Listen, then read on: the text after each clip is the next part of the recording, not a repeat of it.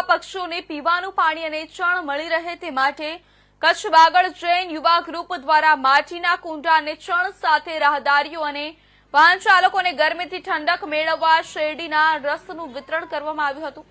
આણંદ શહેરમાં ગણેશ ચોકડી પાસે પક્ષીઓને કાળઝાળ ગરમીમાં પીવાનું શીતળ પાણી અને ચણ મળી રહે તે માટે કચ્છ બાગડ જૈન યુવા ગ્રુપ દ્વારા 1000 માટીના કુંડાઓનું વિતરણ કરવામાં આવ્યું હતું। તેમજ કાળઝાળ ગરમીથી રાહદારીઓ અને વાહન ચાલકોને રાહત મળે તે માટે 600 લીટર શેરડીના રસનું વિતરણ કરવામાં આવ્યું હતું। આજે આપનું નામ જે આજે કાર્યક્રમ કર્યો છે શું છે વિગતો?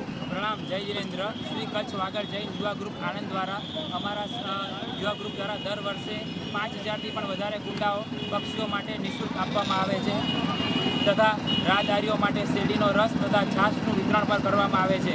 દરેકને નમ્ર વિનંતી કે આપ પણ આ કુંડા અહીંયાથી નિઃશુલ્ક લઈ જાઓ, આપના ઘરની દિવાલ ઉપર અથવા છત ઉપર લગાવો, પક્ષીઓને પાણી પણ નાખો, સાથે અમે ચણનું પણ વિતરણ કરીએ છીએ।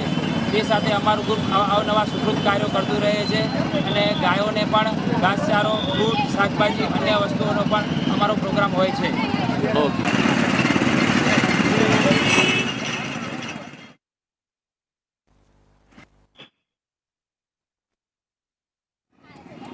તો આગળ વાત કરીએ તો જમ્મુ કાશ્મીરના પહેલગામમાં આતંકી હુમલામાં 27 જેટલા નિર્દોષ લોકોએ પોતાના જીવ ગુમાવ્યા છે।